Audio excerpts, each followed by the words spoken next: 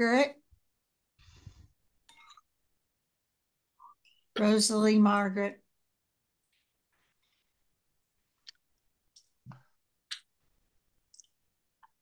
Welcome, Rosalie. Nice to see you. Hello. I'm eating my lunch, finishing. How you doing? It's very good. Lunch, nice and warm and tasty. I thought we'd just start at the beginning of this book, Yeah, volume 2. And so, would you like to read, Eugene? You betcha. Chapter 45, The Links. At Mehrabad, after discussing other possible locations for a new ashram, such as Jabalpur and Mandla, Meher Baba decided to move everyone to Mysore in South India. Elizabeth had purchased a light gray Buick for Baba, and he left in it with her, Mera, Mani, Naja, and Khorshid, at 6:30 a.m. on 2nd August 1939. Following in the blue bus, driven by Addie Sr. with Kakabaria assisting, were 8 Eastern women: Sunamasi, Walu, Mansari, Katie, Kaku, Saltun, Dawla, and Sarwar, and 6 Western women: Narina, Nadine, Kitty, Nani, Rano, and Irene, besides baby Jangu. Whose baby was he? I think it was Rainey? Mara's sister. Yeah, Franey's. But she's not on the bus. Yeah, I think she was like kind of out of commission. I yeah. mean, I could be wrong, but yeah, she was having uh, mental illness. Oh, I didn't realize that. She would I let her baby go on the bus without her? I think so. Yeah, Mhm. Irene remembered this journey well. Nadine took a bit more luggage, her overcoats, on the bus than allowed. Baba made her sit on a folding chair in the aisle with a coat underneath her and another coat on her lap. I sat next to her on a bench. I fell ill on the way to our first stop, Sholapur. I got tonsillitis. I was leaning my weight on Nadine, who was already overloaded, and she had to hold me. But this was not the worst of it. As Irene continued, later, Gulmai would open one of the windows at the front and tell her grandson, Jangu, to pee out. Those of us at the back got sprayed if we were sitting by a window. Jangu also sometimes felt car sick Ah, and vomited out the window. Oh, Yum. Their first stop was a rather small dak bungalow in Sholapur. Baba allotted chairs and tables to sleep on, but gave Irene a bed over some of the older women because of her infected throat. After a day, because of swarms of mosquitoes there, they moved to another dak bungalow at Hippargaon, near Ekruktank, where local these Baba lovers names. provided their meals. The group reached Bangalore on 12 August, which Dawn later described. Bangalore lies upon a granite plateau about 3,000 feet above sea level. It is the administrative capital of the large and progressive state of Mysore and is a kind of garden city with parks and vistas, long avenues shaded by decorative trees, spacious houses, a cantonment scattered with barracks and sounding with bugles, and the rumble of military lorries, and a commercial city with busy lanes bordered by small white houses, hugging each other in the sunlight. That was from the Wayfarers. On the way, they had passed the large temple at Pandharpur, which Baba pointed out, but they did not stop. It was nighttime when we arrived in Bangalore, said Mira, and Elizabeth didn't know where to take us. She took the car around the bazaar. After that, we never went out. We never went sightseeing. That was our only outing in Bangalore. The Eastern women stayed in a Parsi hotel and the Westerners in a different one. Baba told us we could have a bath as soon as we arrived, Merrick continued. It was a homey place. There was only one bathing room. Baba said he would time each one, only 15 minutes each. I usually take an hour to bathe. Everyone had to have a bath, and then we had to go eat. Baba took a watch and began timing each one. Everyone bathed fast.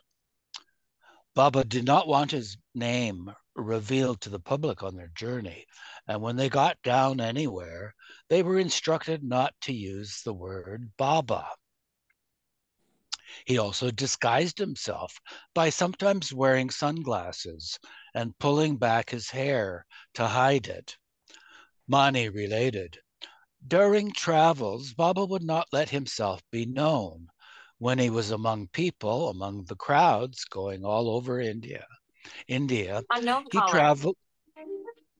traveled Sorry. incognito. In the blue bus, wherever we landed, we were not to address him as Baba, in case that might give someone the idea that it was Meher Baba. We, the Eastern women, said nothing, but Narina called him Babuli, and Nadine said Babushka. I could interject here that in Russian and Ukrainian, Baba is an elderly lady. So while Baba was doing his work, he was keeping his name too in seclusion. It was like all the water that collects behind a dam. When the time came and he released his name, the dam broke, and the force with which the water flowed out was tremendous. In regard to concealing his name, an amusing incident occurred at the Parsi Hotel. Baba said the hotel people must not know who he was, Mera recounted, so we had to call him by other names. After our baths, we went into the dining room and sat around a nice big table. Sarwar, Baidul's youngest daughter, was 9 years old then. She was with us, sitting right next to Baba. She had had typhoid in Persia, so she had very short hair and looked like a boy. In the meantime, the proprietress came and told us to enjoy the meal. She came up from behind and said, Baba, eat well. We were all shocked and struck silent. Baba looked up, but she was referring to Sarwar, as a boy is also affectionately called Baba. We all heaved a sigh of relief. Baba, too, had been startled. The group stayed in the hotel while final arrangements were made about the location of the ashram and their lodgings. Mirza Ismail, the Dewan, or Prime Minister of Mysore, and a Baba lover, wanted Baba to establish his ashram in Bangalore and donated a parcel of land for the purpose. His brother owned a bungalow nearby called the Links because it overlooked a golf course, and they moved there on 14 August. Don described it as a large square white house that stood in a large square garden. In the bigger houses in India, the servants' quarters are usually separate from the main house and are often built against the boundary wall of the back garden. This was the case at the Links, and because it was a big house, it had various huts and sheds close to the back wall. Baba chose one corner of the garden where there were a few such sheds, and a space, perhaps 30 yards square, was walled off with screens of tatya to make an enclosure that included these huts. A tiny cottage was also built there for Baba's use, a compact little house with stone floor and thatchwork walls and roof, through which the wind puffed and sighed. Such huts, when new, as Baba's was, are cool and have a fragrant odor. This hut was built initially so that Baba might sit fasting in seclusion for a certain period, and it later became invaluable as the pivot of the Must ashram. That too is from the Wayfarers.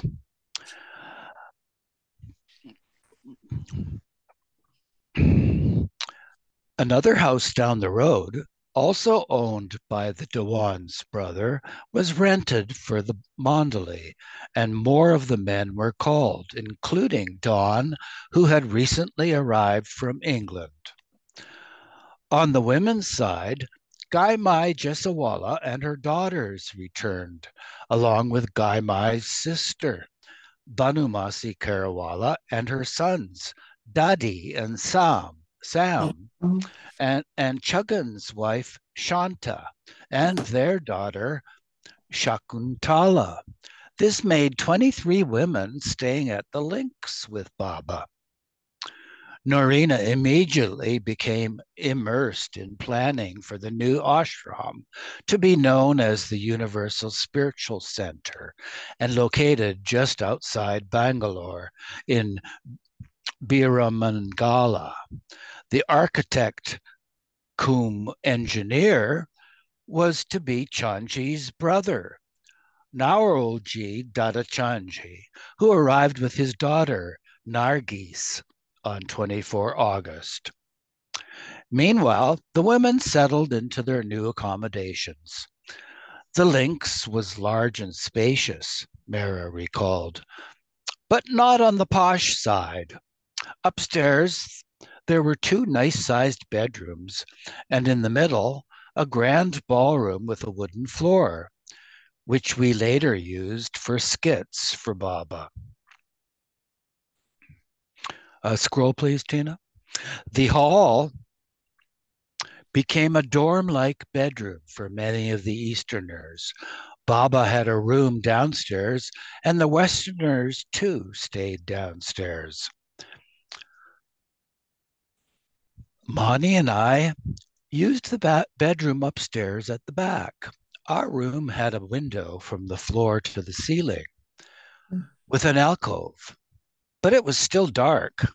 A dressing room was attached. I had the furniture removed and converted it into a small kitchen where I cooked for Baba on a Criterion and a Primus stove. I had a maid who brought burning coals upstairs for the Sigri. That's the charcoal stove. I put Baba's rice to steam on it so it wouldn't burn. The sidebar says, Mara did not remember ever boiling water for Baba or for themselves while they were traveling throughout India. Meru Jesawala washed Baba's clothes and made his bed with Walu.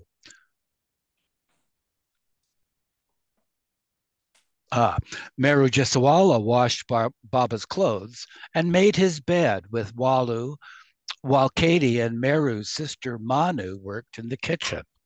Since the group was large, there was much to be done and others helped. Although they had some servants, they had to clean their own rooms. Poor things. The diet was completely vegetarian, and like their food throughout the Blue Bus tours, it was cooked in ghee, made from fresh butter, lightly seasoned with no hot chilies to accommodate both Eastern and Western palates. In the evenings,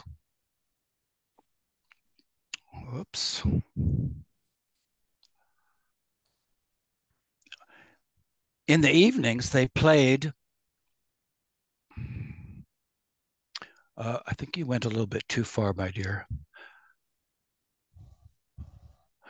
They played badminton and cards, and a few of the Westerners were permitted to take walks on the main road.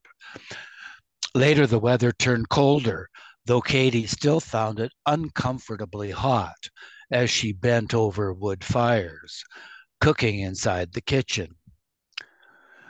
Their faces became flushed as they perspired.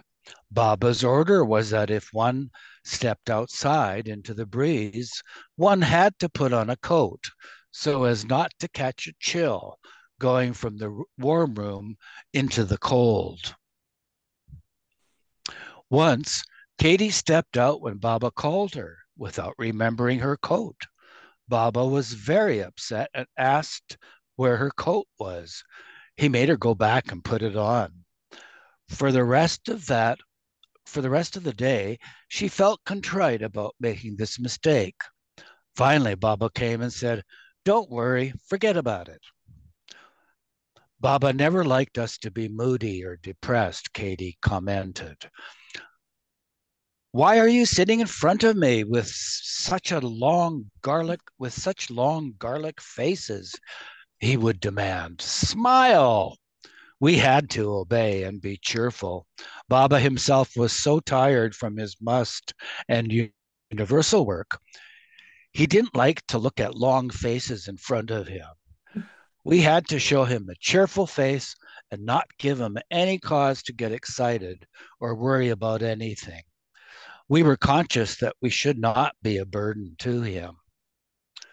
Baba liked to tease the two kitchen workers, Katie and Manu, by calling them Nutty and Gutty, like the two pigs. Once, when Baba asked Katie what she was thinking, she replied, "About the rice on the stove, I was thinking that it will be burnt." Baba told her to turn it off and come back. Katie continued, "If one were in the bath covered with soap and Baba called, one had to come immediately. It meant don't even wash off the soap. Just dress quickly and come like that." Then Baba would say, "You have soap all over you. Go, quickly finish your bath and come." Baba wanted promptness. He should not be kept waiting. He always stressed obedience. "I would prefer obedience over love," he would say. And when can you obey 100%? Only when you love 100%. One thing I learned from being with Meher Baba, Katie concluded, was to surrender completely to him and never do things halfway. Leave everything to Baba, give your life completely in his hands, complete obedience and complete love. You cannot do it halfway. I should like to interject that. That's great advice. Shireen Mai and Arnavaz arrived on 31 August Shireen Mai was given the second bedroom upstairs, which had a terrace overlooking the golf links. Here she sat for hours and through a pair of binoculars watched the Englishmen and women playing golf. Said Mara, she was full of life. Shireen Mai could also be quite humorous. For instance, she had a good friend in Pune who was a Muslim. Standing in front of Shireen Mai's house once, the friend said, Shireen, I love you so much. You're my best friend. Why don't you become a Muslim? But why should I become a Muslim? Shireen Mai inquired. Because only Muslims go to heaven. Then I don't want to go to heaven, replied Shireen Mai. But why not? Shireen Mai says, there would be too few people there to talk to, and I love to talk. All in the ashram were expected to eat the same plain food. Shireen Mai, however, liked to have something other than rice and dal. And occasionally she asked Katie and Manu, who were in charge of the kitchen, to make a scroll, please, Tina. To make her something different. After one such request, Gai Mai told her, this is not Baba's order. Shireen Mai retorted hotly, don't talk to me of his order. Who is he to give his mother orders? Obey my order.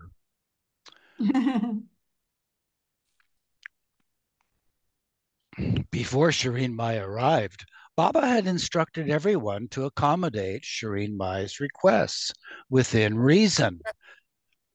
She is the Avatar's mother, he pointed out. So if she gets upset, even I will not be able to calm her down. One day, Shireen Mai said that she wanted fried eggplant. Baba was always saying that eggplant was not good for one, but since Shireen Mai had asked for it and they wanted to please her, they prepared a small amount for her lunch with a little chutney on the side. Manu covered the plate with a napkin and put it on a tray. She was carrying it upstairs when she met Baba coming down the stairs. He had just come out of Mara's room, where he was talking to her and the other women. What are you carrying? He asked innocently. It's lunch for Shireen Mai, Manu replied. Baba asked what it was and then said, let me taste it. Only 2 or 3 small eggplants were on the plate, and Manu became nervous, as Shireen Mai had a sharp tongue. She told Baba, but these are for Shireen Mai. It doesn't matter. Make more tomorrow. I like them. Who made them? One by one, he ate them all. Now, do you guys know why eggplants, that Baba said they were not good for you? I don't know. Huh. I don't know, but I have to disagree with Baba on that. They're actually healthy, Evie? I don't know, but I love eggplant. Oh, okay. Manu informed her that Baba had eaten them. Scroll up just a tad. I think I missed a sentence, please. Yeah. Okay, so Baba said, it doesn't matter. Make more tomorrow. Manu now had to face Shireen Mai. Where are the eggplants? She demanded. Manu informed her that Baba had eaten them. He didn't leave even one for me. Later, Shireen Mai confronted Baba. Why is it, Merog, that every time something is cooked for me, you always have to eat my share? Not even one eggplant for me. You never let me enjoy what I like. Tomorrow we'll make plenty for you, Baba promised. But sometimes Shireen Mai had stomach problems, perhaps because she ate what she should not. When she had indigestion, someone brought a mustard plaster and put it on her tummy. And the sidebar says a mustard plaster is an old-fashioned remedy of a mustard powder paste spread on thin cloth, used primarily for chest congestion, as it had a heating effect. So someone brought a mustard plaster and put it on her tummy while she was lying in bed. Mara came to visit her and asked, "How are you feeling? Any better?" "Better?" Shireen Mai snorted in disgust. "No, I am not. And these people gave me this awful, useless plaster." Saying which, she flung it on the ground. Mara did not know about the mustard plaster and recoiled. "I was so startled. What is it? What is it?" She took out and threw down. It looked so funny. Shireen Mai told her, "This mustard plaster has done me no good. They just slapped it on and went away. Go and tell them." Mara reported to the others, "You'd better come along and give her some other treatment or medicine." Next reader, please.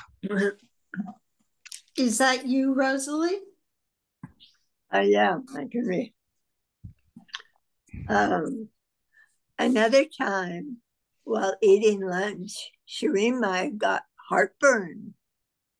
She picked up a glass of water, but feeling suffocated, she left the table with the glass still in her hand. And when out on the landing, groaning, 3 persons rushed to her, and panting, she said, "I don't know what is happening to me." Mara came along and said, "Someone take the glass from her hand." As no one had done that yet, all had been too preoccupied with asking her what was wrong. I had the sense to take the glass from her hand, and she was happy about that. She used to be pleased with me. The women led Shireen Mai into someone's room and made her sit on the bed. Soon she was all right. Mara paid much respect to Shireen Mai and was always considerate towards her. For example, not only did Mara think to take the glass of water from her hand, she also thought to bring her one when she was thirsty. Shireen Mai commented, "See, Mara has some love for me. No one else thought to give me a glass of water. Mara has some manners." Said Mara, "Shireen Mai was caustic at times and had a bitter wit and a sharp tongue, but she was always very nice with me. She always loved me. She would tell me about Baba's childhood and younger days. Sometimes she used to be upset. She could be strict and bossy, but most of the time she was very loving.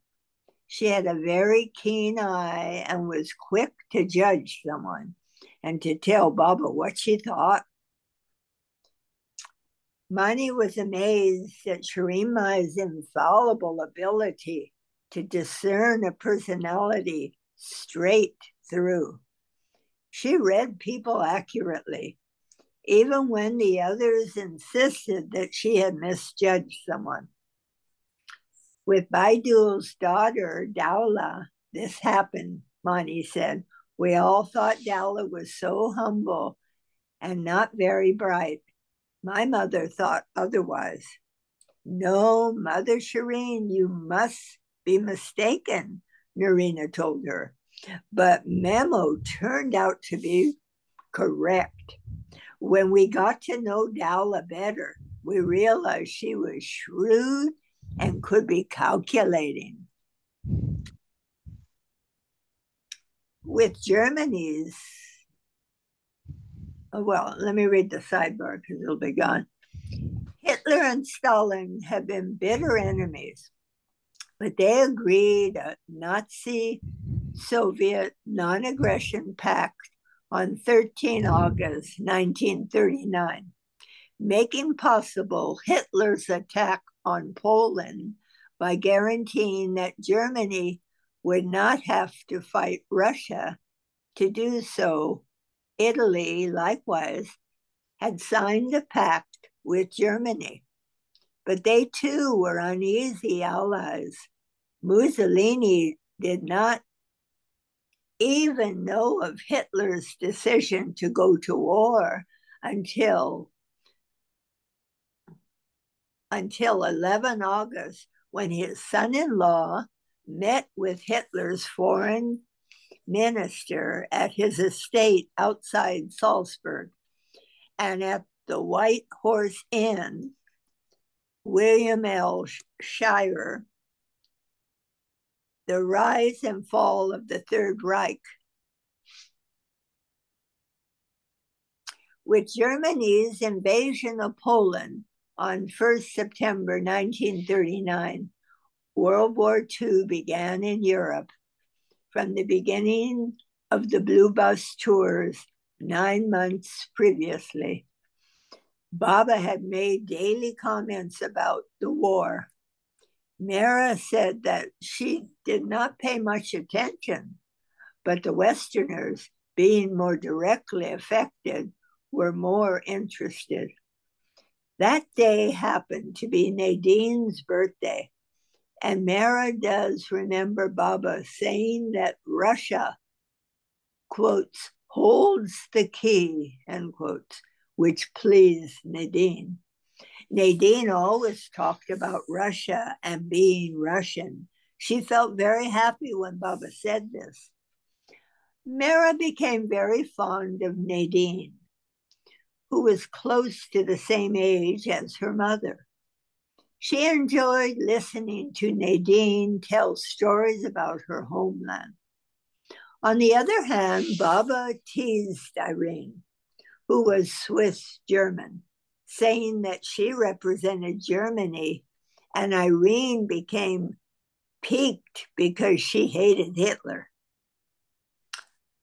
A radio was rented for the links, and it was listened to hourly as the news came in. Chamberlain gave his speech on 3rd September, declaring war on Germany, 4 months to the day since Mani had put on her political satire. Baba indicated that he was happy that the time of indecision was over. My blessings to England. Had it failed this time, it would have been the end. Let us hope that America will help now with money and supplies, if not men. About the 2 main troublemakers, he commented, a poor wretch, Mussolini, but he deserves to be crushed. Hitler is mad, but Mussolini is mean. Baba stated later that it would be a long war with unprecedented destruction, but that this was a necessary prelude to a great spiritual upheaval. You cannot imagine what this war is going to bring to all. Everything will change. In the end, there will be no victor, no vanquished. All will be crushed and exhausted. But it will usher in a new order in the world. Baba was continuing his work with the must by having them brought to the links from the surrounding area. And the Mandali observed that throughout the war, the reactions of the must were often connected to the war's developments. Baba had even stated previously, quote, "These must are true soldiers of God," end quote. With the arrival of the MAD and must from Mehrabad on 19 September, Rano had to vacate the new thatched cottage, where she had begun a large portrait of Baba wearing a scarf. While the radio was kept tuned to world events throughout the day, Baba worked intensively with the must for the next 30 days.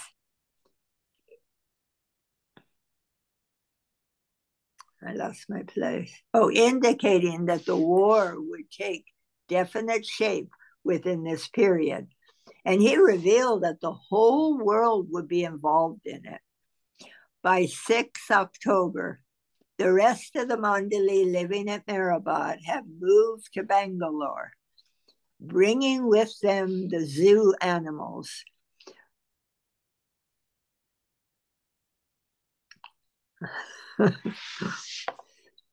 I lost my place. Okay. Fortunately, the compound was large and the zoo was reestablished here. Cooking for so many and taking... I'm sorry. Am I? I know you're kind of hopping around there. Okay. I'm not sure where you are.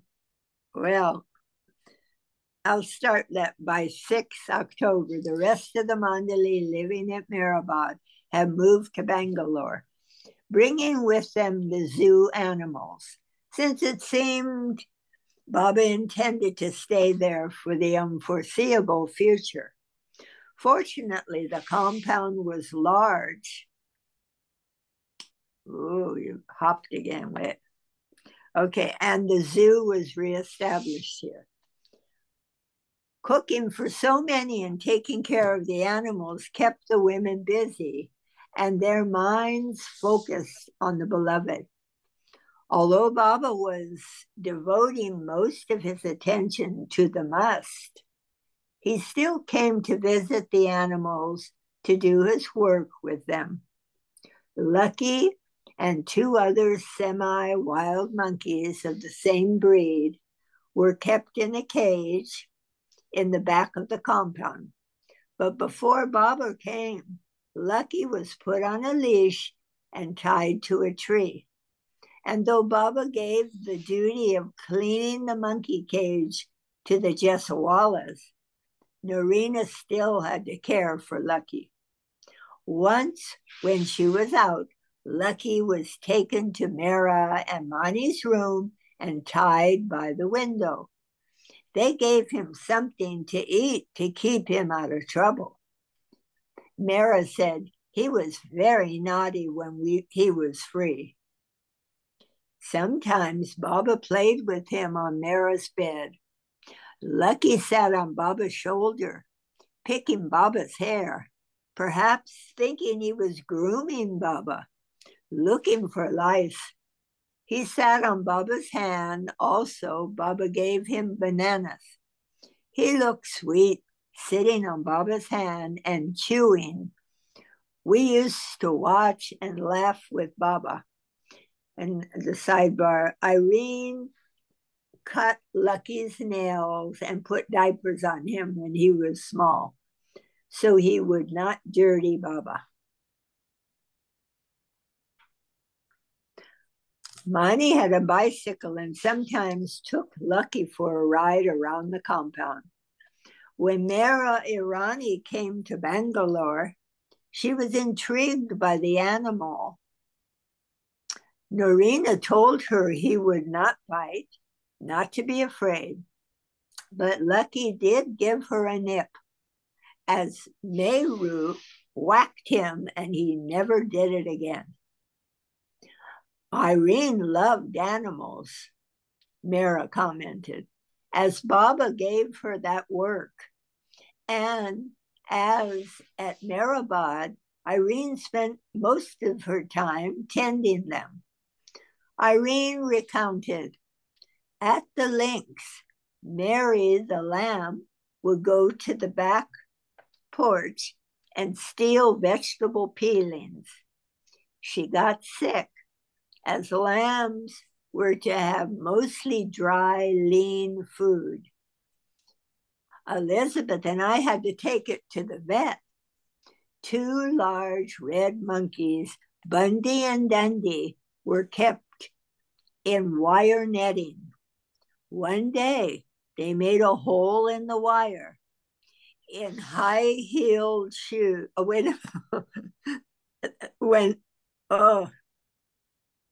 right, I lost my place again. Okay. One day they made a hole. One day they made a hole in the wire. I let them escape as they wanted to go. They were breeding and didn't like to be cooped up. Baba was also glad they escaped. The pigs were clever. When I called them, Nutty, Nutty, they came. When they walked on the pavement, it sounded like the clicking of French ladies in high-heeled shoes. We made a pigsty out of a horse box. Once the pigs got out and dug up the flower bed. Nutty and Gutty grew up, and the female had 4 piglets, which looked so sweet. One got eaten by a bird. The other 3 were exact miniatures of their parents. When the pigs were born, Elizabeth was concerned the rats would eat them if we left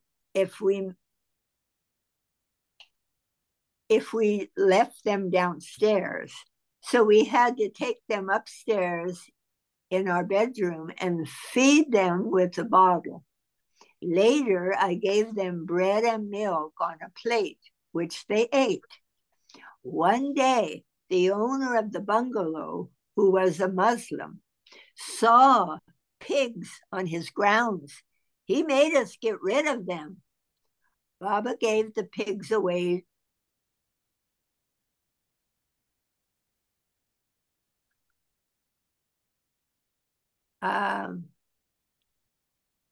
Baba gave the pigs away to some Bangalore Baba lovers who wouldn't kill them. Elizabeth was crazy about the pigs. She loved animals. She saw a pet peacock in the bazaar and bought it. It was full grown, quite tame, quiet, and lovely. We called it Moti, Pearl. We got a white cock in Bangalore also, which I cared for. I asked Baba if I could sleep on the balcony, as the others wouldn't want the cock in the room. Baba said if I slept on the balcony, I would get ill, which I did, but he let me. Baba also gave Irene a puppy to care for, a half fox and half wire-haired terrier. Mani recalled how the puppy got its name. They were sitting around Baba when Mani went out for a minute. When she returned, Irene informed her excitedly in her thick Swiss accent, Mani, Baba has given a name for my dog. Crazy. Crazy? Mani asked. No, crazy. Like the actress, Gracie Fields. Irene wanted Mara to learn German, but Mara could not see much purpose in it.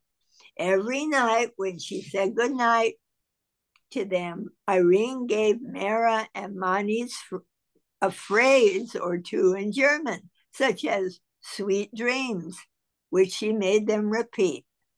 Mara found it tedious.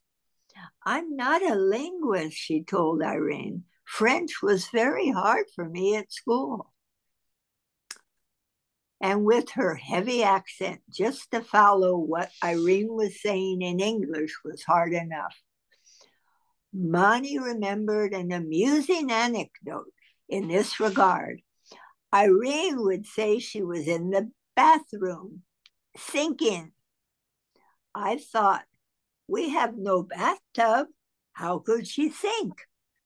Then I figured it out.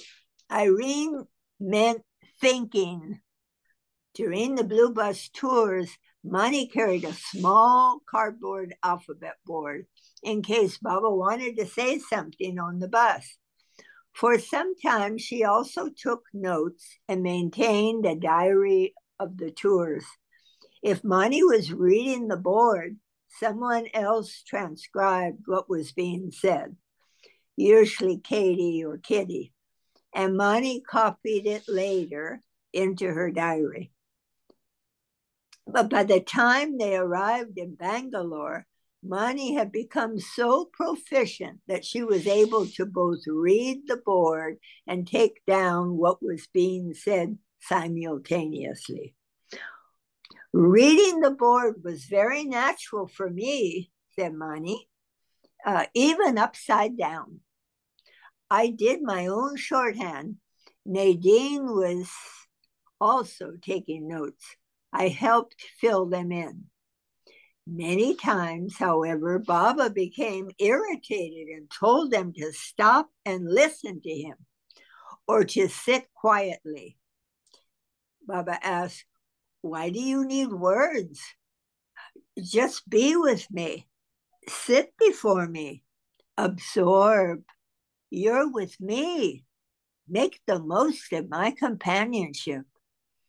Later, Baba entirely stopped the practice of taking notes, saying he did not want them to be distracted from being with him.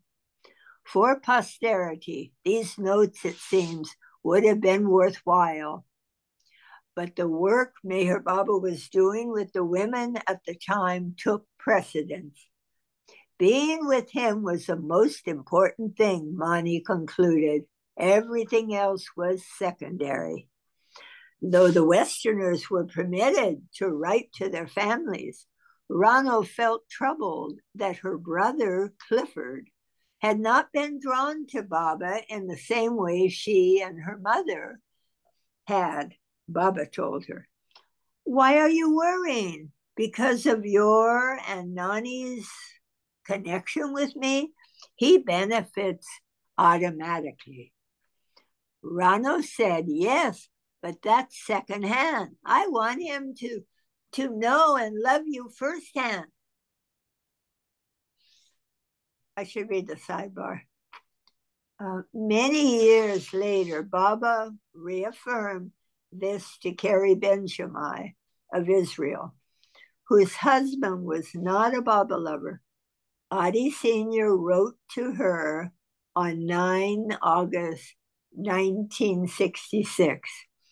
Baba does not wish you to worry at all about the non-believing attitude of your dear husband. Baba says that your husband will come to know the truth about his avatarhood when his time comes. He wants you to continue your good work of spreading his message of love and truth. Oh, where am I now? Oh, though the Westerners were permitted to write to their families, Rano felt troubled that her, I've already read that. Okay. Still, Baba's words were some consolation. Cliff Gailey had Baba's touch. even though he lived thousands of miles away in New York and was not conscious of it.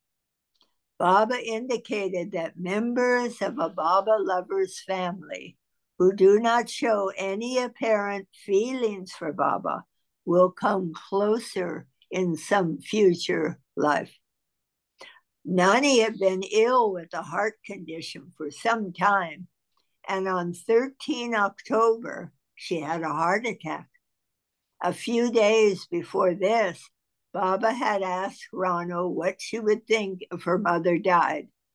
Rano said, "Whatever you decide, Baba," but she started to cry. When Baba asked why she was crying, she said it was because of her brother, who loved Nani very much. Baba reassured her, saying that he would take care of Cliff. Shortly thereafter, when more beds for the new arrivals had to be brought from Mehrabad, Narina informed Baba that they would still be one short. Baba said they would not be needing it now, and from this, Rano understood that Nani would soon pass away. Rano noted Baba was always away when any close one died. And when Nani was breathing her last on 14th October, Baba was in Baramangala inspecting the construction work for the Universal Spiritual Center. You need to scroll, Tina. Dr. Duncan was attending Nani, and before he died, he heard her exclaim twice, "What beauty! What beauty!" Nilu informed Rano that Nani had passed away. It was about 6:30 p.m. 10 minutes later, Baba arrived and entered Nani's room.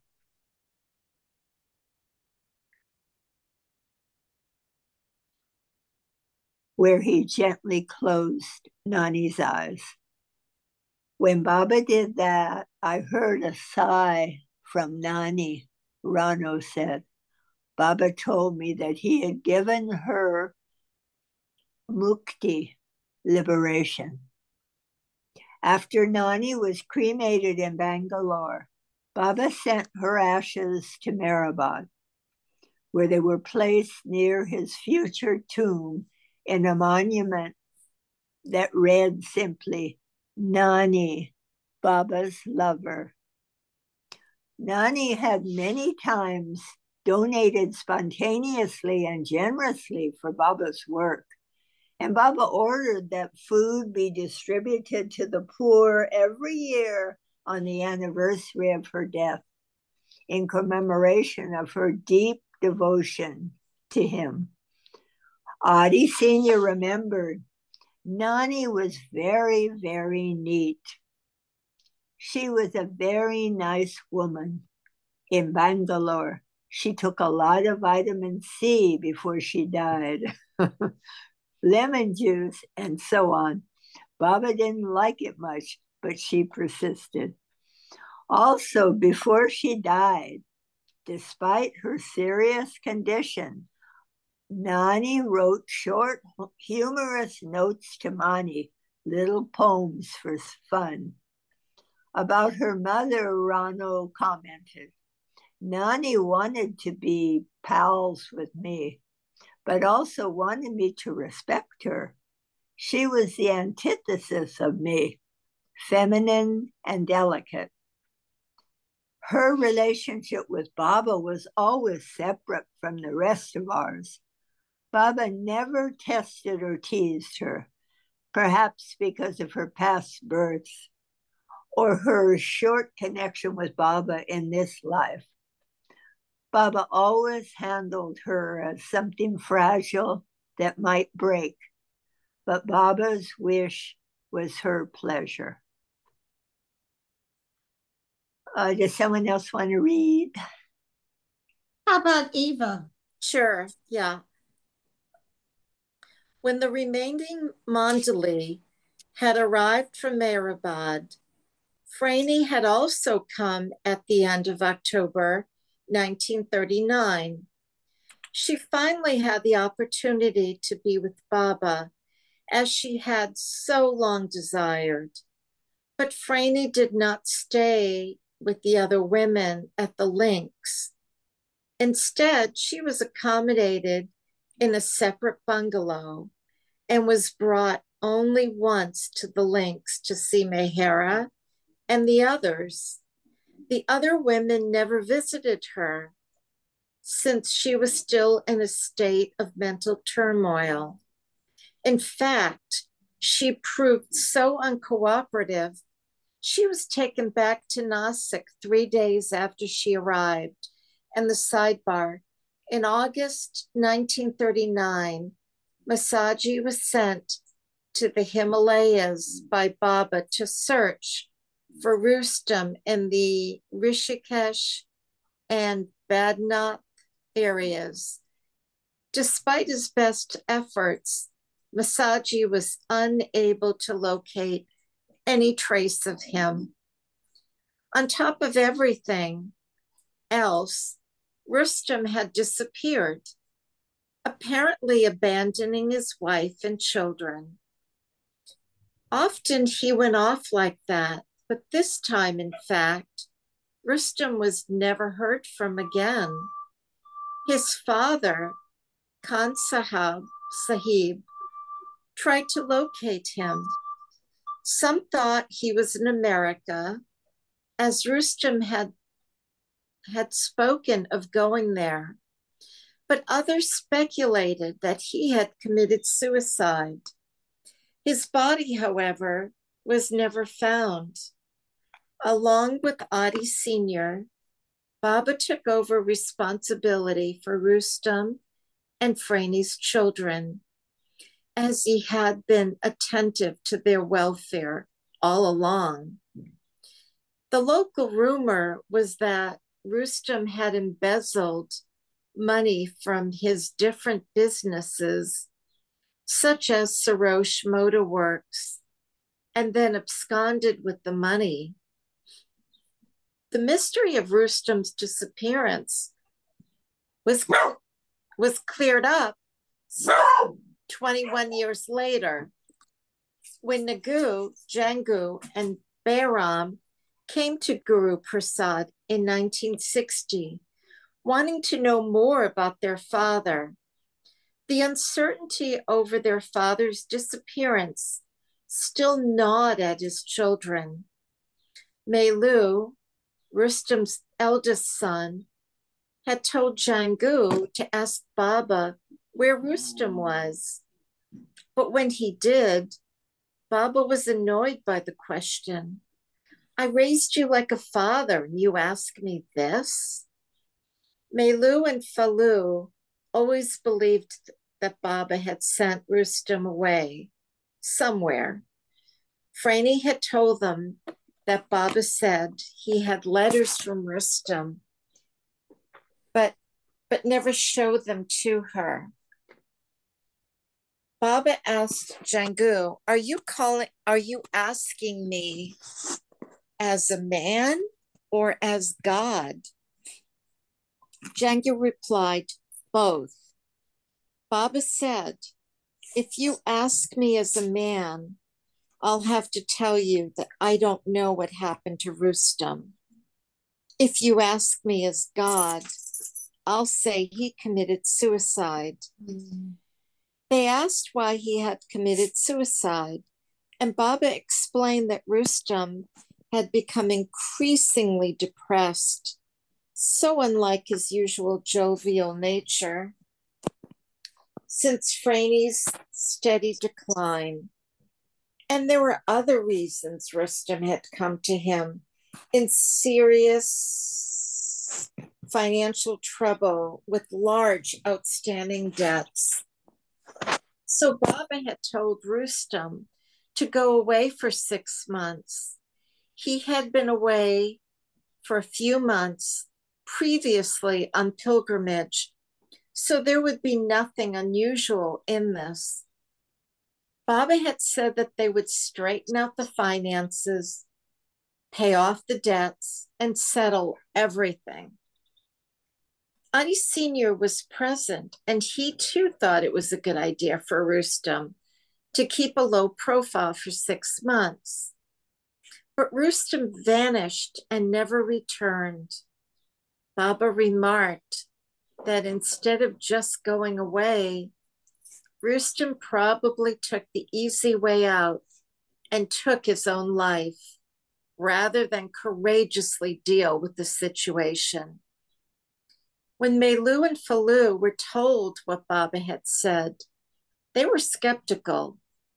They, along with their brothers and sisters, had endured a great deal of suffering because of the breakup of the family, and they apportioned part of the blame to Meher Baba. As adults, they felt distance from Baba, and although they respected him, they did not profess to be his followers. Jangu, on the other hand, had grown up in the ashram and respected Baba deeply, but he too did not feel 100% conviction that Meher Baba was God. He felt no sense of obedience. Though he had a desire to have faith, it simply was not there, as he himself admitted.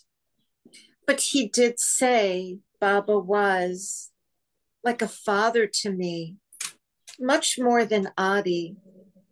I considered Baba to be my father.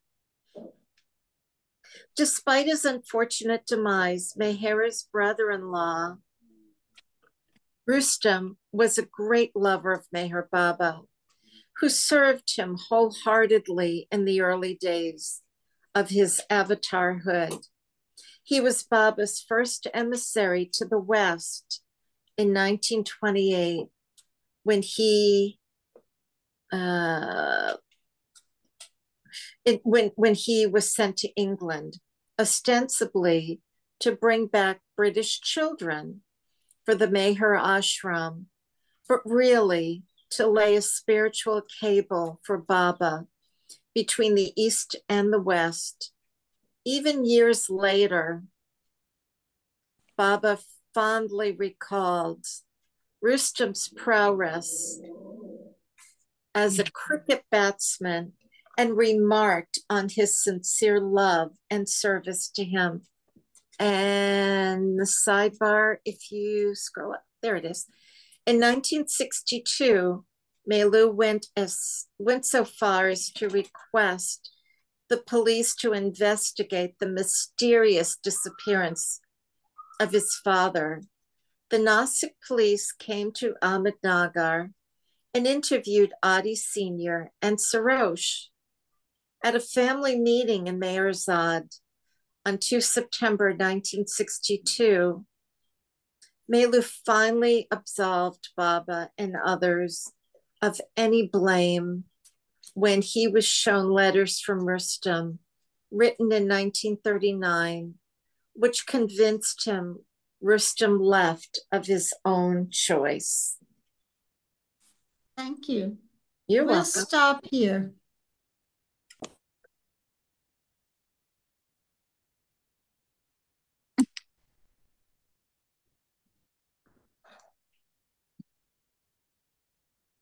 I'm having trouble with my cursor.